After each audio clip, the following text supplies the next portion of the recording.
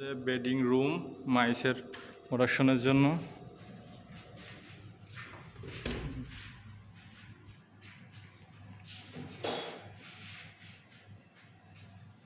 ছোট ভাই আছে,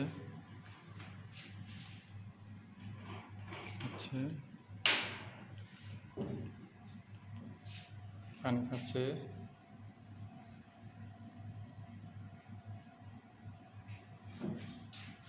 যেখানে মাইস বাচ্চা চলছে।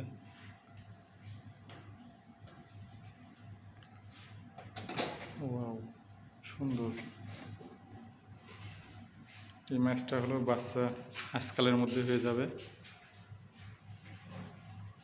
বাসা বানাচ্ছে।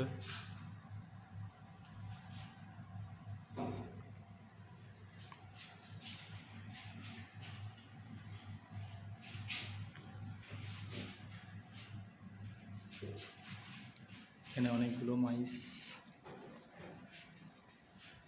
এই যে এগুলো নিয়ে কাজ করা যাবে, ঠিক না?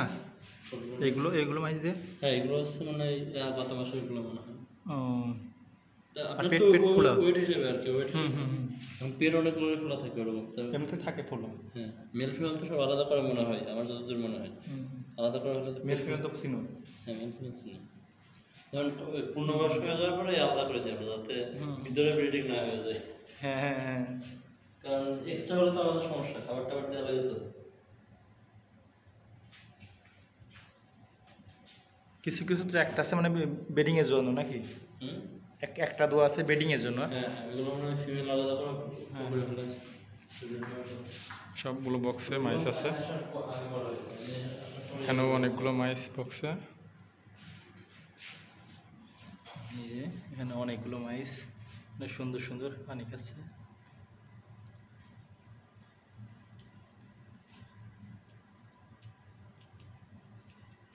এগুলো আছে যে বাসা বাড়িতেও চাষ করা যায়। হ্যাঁ, করে তো, আমি দেখছি। হ্যাঁ, অনেক জায়গায় করে, আমিও দেখছি ভিডিওতে। যে রাজশাহী বিশ্ববিদ্যালয়ের একটা কর্মচারী উনি আসছে নিজের বাসায় এরকম করে। হ্যাঁ, এইগুলো করতে পারলে কিন্তু ভালো পরিমাণ ব্যবসা।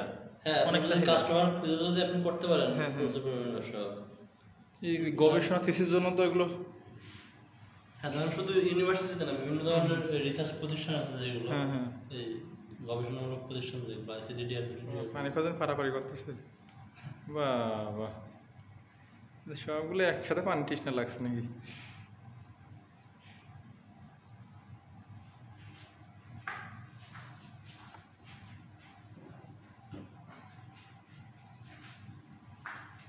তোমরা যে নিঃস্বার্থ এরকম দিচ্ছ, শ্রম দিচ্ছ, আসলেই প্রশংসনীয়।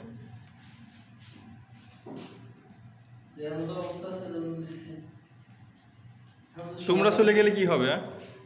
তোমরা যে এরকম নিঃস্বার্থ, তুমি আর যে সাবমিট দিচ্ছ নিঃস্বার্থ,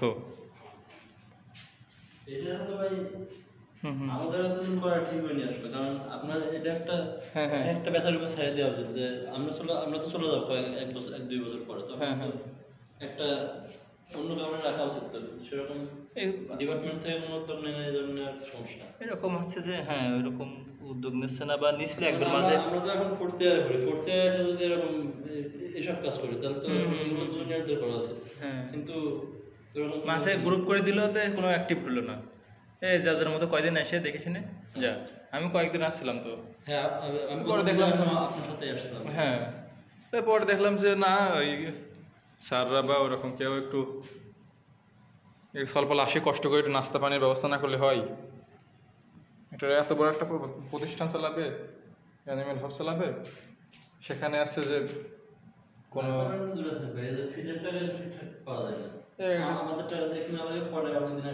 কি একটা দুঃখজনক বিষয়।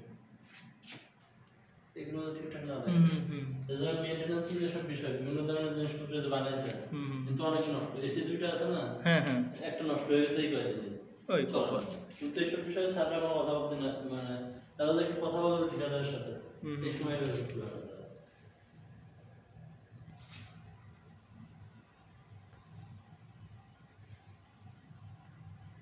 মাও মাও ইঁদুরের বাচ্চা কই? এই যে ইঁদুরের বাচ্চা। আচ্ছা, এই মাইস মাউ, বিড়াল মাউ, এসব বিড়ালের ডাকেদের কাছে কিছু না। মাউ, এই যে ফিড খাওয়ানো হয় মাইসকে, পানির সিস্টেম আছে, এই যে এখানে পানির বোতলে কীরকম সিস্টেম, এই যে এরকম এখানে ছিদ্র থাকে ছোট, এই ছিদ্র এরকম দেওয়া হয়, এই যে এখানে একটা আছে যে ছিদ্র সেটা এরকম ঢুকাই দেওয়া হয়।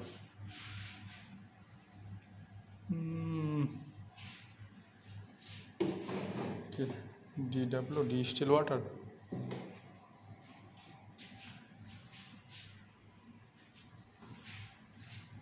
সব বক্সে মাইস আছে। বেডিং রুম, এই যে এইচভ্যাক সিস্টেম, এখানে তাপমাত্রা নিয়ন্ত্রণ করা হয়, তাপ আলো এগুলো নিয়ন্ত্রণ করা হয়, এখানে সেন্সর সিস্টেম আছে। যেখানে পানি খেয়েই যাচ্ছে এরা, এদের এত তৃষ্ণা লাগছে।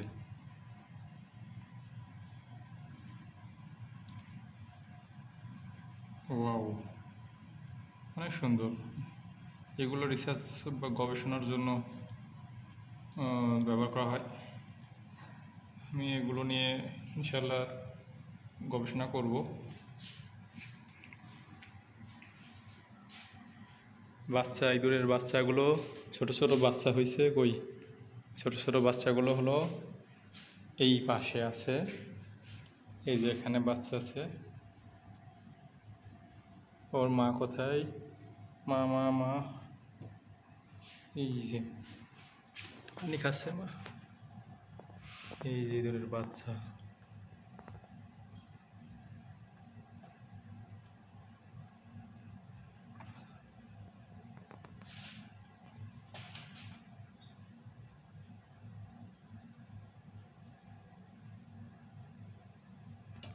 এই মাইসটার পেটের মধ্যে অনেক নড়ছে, খুব ব্যথা করছে, এই জন্য নড়াচড়া করছে, খুবই কষ্ট হচ্ছে।